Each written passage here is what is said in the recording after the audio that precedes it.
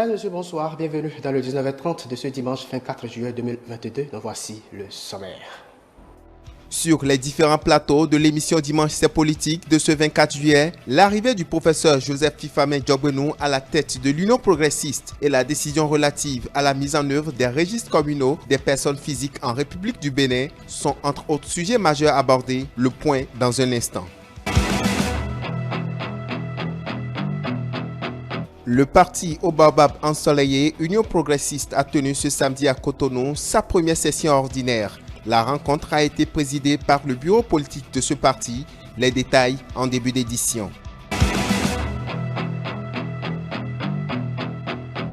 Et puis, en note de religion, les derniers pèlerins du Hajj 2022 sont de retour depuis ce vendredi 22 juillet. C'est le ministre des Affaires étrangères et de la coopération en personne qui était à leur accueil à l'aéroport international Bernardin Cardinal Ganti de Cotonou.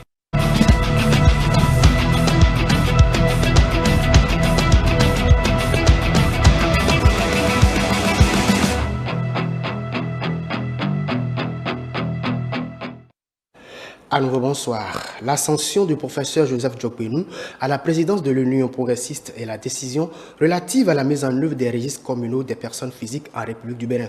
Voilà les sujets qui étaient au cœur de votre émission Dimanche c'est politique de ce dimanche 24 juillet 2022. Aziz Adam Soulé pour le compte-rendu. L'échiquier politique béninois connaît depuis peu une recomposition de certains de ses acteurs. Une génération de jeunes sont appelés à diriger des formations politiques, comme le cas à l'Union progressiste. Dans ce contexte-ci, à quoi doit-on s'attendre? Le changement n'est-il pas brusque?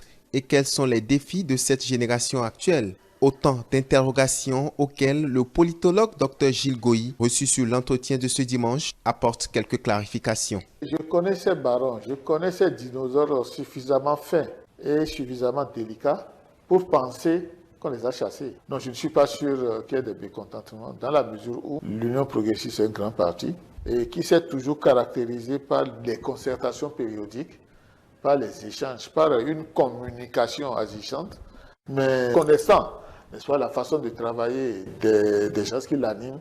Non, je ne pense pas qu'il y ait des frustrations. Nulle part au monde, aucun départ n'a jamais été joyeux. Parfois, c'est nécessaire. Il n'y a jamais d'accouchement sans douleur.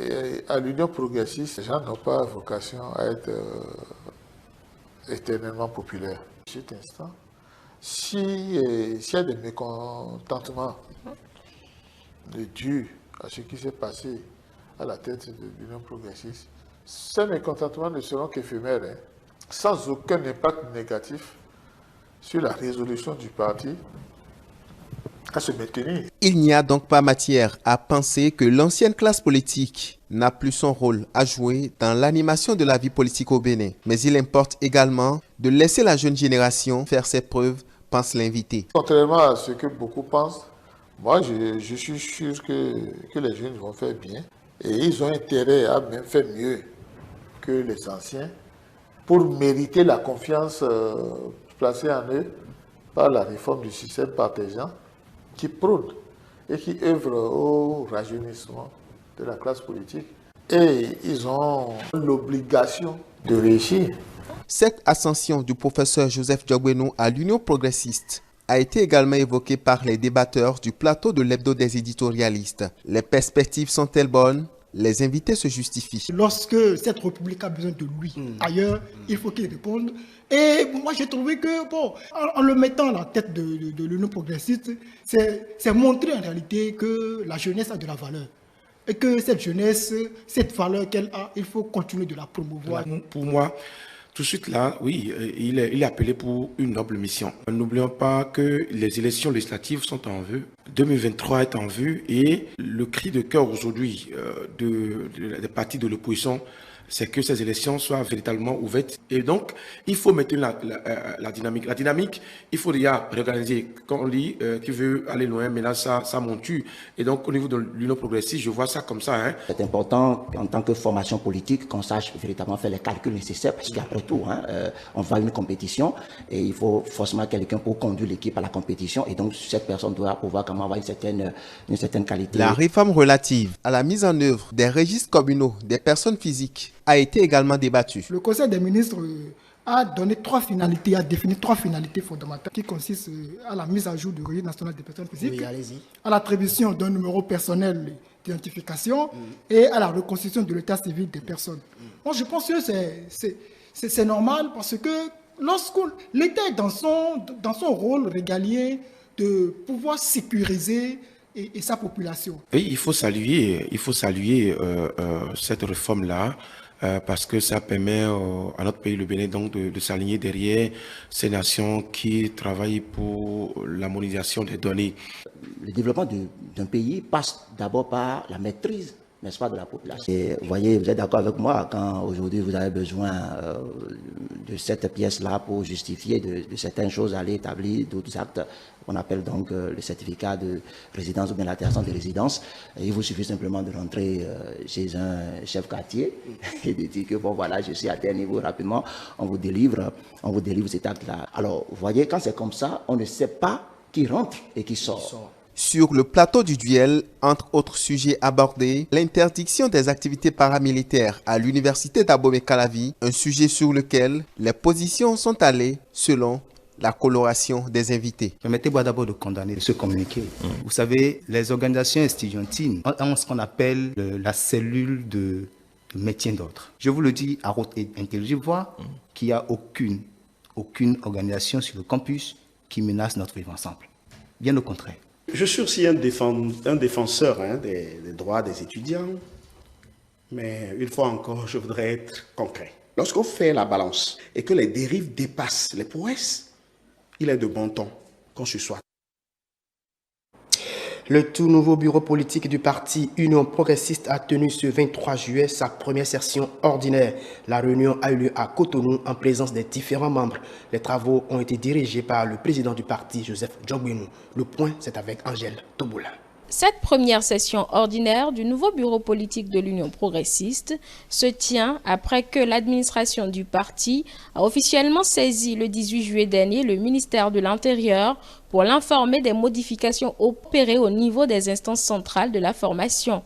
Le bureau politique, réuni ce 23 juillet, a alors passé en revue l'orientation politique générale du parti ainsi que les instances de la formation politique. Une session que le président Joseph Djogbenou a placé sous le sceau de la continuité.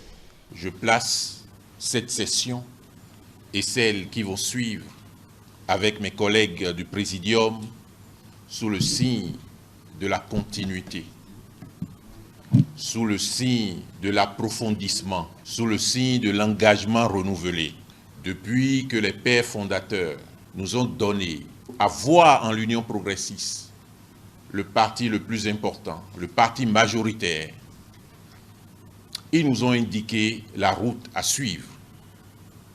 Ils nous ont surtout commandé de déborder de générosité, d'intelligence, d'être aux côtés de nos concitoyens, de croire en nous-mêmes, de renouveler la confiance et de faire en sorte que l'offre politique du parti Union progressiste soit déterminante pour la conduite de l'action publique d'une manière générale et la gouvernance de notre pays. Et c'est pour cela que, en mettant nos pieds dans les leurs, en faisant en sorte que la lumière qu'ils nous ont proposée nous éclaire, nous allons davantage travailler. Pour cette continuité, le Présidium veut compter sur l'ensemble des membres du bureau. C'est d'ailleurs l'exhortation de Joseph Djogbenou à l'ouverture des travaux. Je voudrais, avec Mme Tchabi Talata, épouse Zimé, avec Gérard Benochi, le Présidium voudrait compter sur chacun de vous. Nous avons des échéances importantes. Nous allons y travailler. Nous avons le devoir de faire en sorte que nos compatriotes croient encore en nous. Nous ferons en sorte que cette confiance soit assumée pleinement, que cette confiance soit méritée complètement et que aujourd'hui l'Union progressiste, que demain l'Union progressiste, que toujours l'Union progressiste. Le parti démarre ainsi ses travaux pour la réussite de l'échéance politique à venir. Les jeunes de la commune d'Abomey-Calavi en savent désormais davantage sur les enjeux liés aux défis du développement. C'était à la faveur d'une séance tenue ce samedi dans la dite commune. Une rencontre citoyenne pour le ministre de la Jeunesse et des Sports, Oswald Homeki. Le point de la séance avec Moucharaf Soumane. La jeunesse d'Abomey-Calavi face aux défis du développement. C'est le thème autour duquel plusieurs jeunes de la 4e ville à statut particulier ont été entretenus ce samedi 23 juillet 2022 dans un hôtel de la place. Judicaël Smith Ayadokun, initiateur de ces échanges, évoque les raisons qui l'ont conduit à organiser cette conversation citoyenne. Il me plaît de vous révéler que de ma modeste position de serviteur de la République, appelé à servir la nation du Bénin depuis si longues années, aux côtés du ministre Oswald Homeki, plusieurs jeunes de la commune d'Abomey-Calavi m'ont interpellé plus d'une fois dans nos causeries sur d'autres questions, le plus souvent ignorées, en l'occurrence la question de la gestion des déchets solides et ménagers, la gestion de l'assainissement en général, l'épineuse question de l'emploi qui pendant des années a été un vain mot, mais qui depuis 2016 est entré dans sa phase active, et surtout la part qui revient à la commune d'Abomey-Calavi dans la construction d'infrastructures sportives. J'ai alors senti la nécessité d'organiser cette conversation citoyenne qui est une initiative afin d'étancher cette soif d'information de la jeunesse d'Abomey-Calavi. Cet événement, qui a pour parrain officiel le ministre des Sports Oswald Homeki, a connu la présence de plusieurs autorités politico-administratives. Quelques-uns se sont confiés à nos micros à la fin de la séance. Partout où il est question de la jeunesse, nous répondons présent. Et les thématiques qui étaient proposées concernaient la jeunesse dans la dynamique de l'emploi. Et aujourd'hui, nous avons un gouvernement qui prône la promotion de l'emploi et qui œuvre à créer de l'emploi pour la jeunesse. Et aussi inculquer à la jeunesse l'idée d'entreprendre, de créer, de se mettre ensemble pour créer et faire la promotion de l'emploi. Nous sommes là pour montrer à la jeunesse tout ce que le gouvernement est en train de faire pour sa prospérité. Il faudrait que l'information puisse passer au sein de cette jeunesse-là. J'invite ceux qui sont arrivés ici d'en informer les autres. Les opportunités, il en existe beaucoup. Nous sommes prêts à l'accompagner. Les opportunités existent, il faut savoir les saisir. Des offres d'emploi existent. C'est parce que les gens ne savent pas.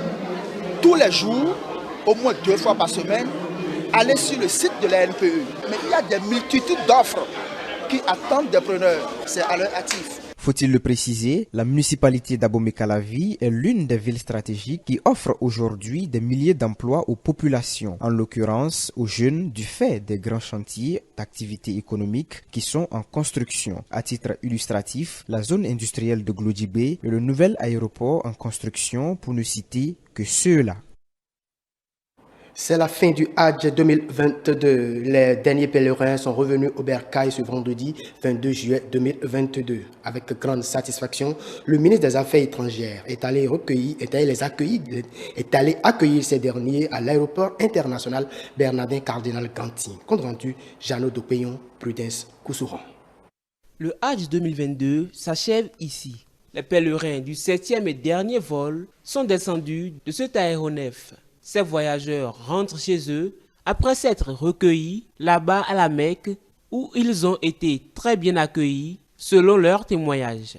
Avec toutes les dispositions qui ont été prises de l'autre côté de l'Arabie Saoudite, tous les pèlerins ont été satisfaits.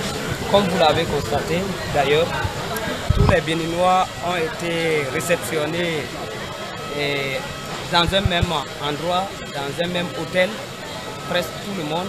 Et puis, moi j'ai fait près de 10-15 ans dans cette activité, mais c'est ma première fois de voir les Béninois logés dans de meilleures conditions, par exemple.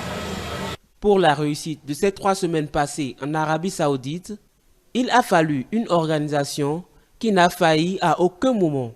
Le ministre des Affaires étrangères et de la coopération a d'ailleurs reconnu le mérite de toute l'équipe de l'Agence pour la gestion de la logistique des officiels. Je suis très heureux que ce dernier voyage, la dernière vague des pèlerins soit arrivée, que nous ayons de la part des pèlerins eux-mêmes un bilan satisfaisant. Et je voudrais saisir cette occasion pour remercier l'ensemble des équipes qui ont été mobilisées sous le leadership du président, puisque c'est la détermination, le leadership du président qui nous a conduit à avoir un tel résultat. C'est une première depuis des années qu'on ait eu un pèlerinage avec 0 décès, alhamdoulilah. Ça s'est plus ou moins bien passé quand même, avec quelques petites difficultés qu'on a pu surmonter de façon technique. Toute l'équipe de l'ambassade a été vraiment avec nous. Et je peux dire globalement que c'est très bien passé. Sur les 2083 pèlerins engagés, aucun décès n'a été enregistré. Cependant, une patiente s'est fait opérer. L'opération s'est bien déroulée et elle est actuellement sous observation, a rassuré le ministre. Le ministre Raphaël Akotegnon a procédé le vendredi dernier à l'ouverture du dialogue de gestion au titre de l'année 2022 du ministère de la décentralisation et de la gouvernance locale. C'est une initiative qui en est à sa première et qui vise entre autres à faire le bilan à mi-parcours. Elle a connu la présence des préfets départementaux et du personnel du dit ministère. Compte rendu, Melvina Chabi, Modeste de Sotobe. Dans le cadre de la poursuite des efforts engagés par le gouvernement pour améliorer les conditions de vie des populations à travers le renforcement des services sociaux de base, la protection et le développement intellectuel et durable de l'espace national, il a été confié au ministère de la décentralisation et de la gouvernance locale la conception, la mise en œuvre et le suivi et évaluation de la politique de l'État en matière de décentralisation, de gouvernance locale et de développement à la base. Ceci avec la participation des partenaires techniques et financiers. Cet exercice de redevabilité offre ainsi des opportunités à d'autres acteurs de pouvoir s'imprégner des actions de mise en œuvre des différents projets de développement qui sont mis en œuvre dans votre pays. Cet exercice permettra également de recueillir de nouvelles stratégies opérationnelles dans les interventions et de tracer des perspectives pour maximiser les résultats, assurer un meilleur impact sur les conditions de vie des populations. J'aimerais rappeler que pour la Suisse, nous avons démarré un nouveau programme de coopération pour la période 22-25 qui définit les engagements de la Suisse au Bénin et qui clairement s'inscrit dans une continuité de ce qui a été fait, notamment dans le secteur de la décentralisation. La Suisse reste vraiment engagée dans le secteur de la décentralisation. Avant de procéder au lancement du dialogue de gestion au titre de l'année 2022, le ministre de la décentralisation et de la gouvernance locale a convié les participants à une étude soigneuse des différents points d'exécution des activités du dit ministère. Dans le cadre de cet atelier, il vous revient de scruter de façon minutieuse les différents points d'exécution des activités de chaque programme du ministère, de renseigner les valeurs atteintes des indicateurs de performance de chaque programme et de ressortir les éventuels écarts, d'identifier les principales contraintes rencontrées, de préconiser des dispositions appropriées en vue de la réalisation de meilleures performances en fin de gestion. Il vous revient également de prendre connaissance du niveau de performance des projets financés par les bailleurs de fonds intervenant dans notre secteur. J'ai la ferme conviction qu'avec un peu de détermination, nous ferons de cette rencontre une parfaite réussite et en sortirons avec des recommandations dont la mise en œuvre permettra d'améliorer les réalisations du secteur à fin décembre 2022. Un exercice qui offre l'opportunité d'évaluer et d'apprécier la gestion à mi-parcours dans la décentralisation et la gouvernance locale. Une session qui est une première du ministère de la décentralisation et de la gouvernance locale qui constitue un cadre d'échange entre les parties prenantes sur la performance du secteur. C'est tout pour cette session d'information. Merci de nous avoir suivis. Vous pouvez nous suivre également sur l'ensemble de notre plateforme digitale, notre site internet www.etelebene.com, notre page Facebook eTélé en direct, notre compte Twitter eTélé Live, notre chaîne YouTube eTélé Bénin et en direct via notre application iOS et Android eTélé Bénin. eTélé avec vous, pour vous.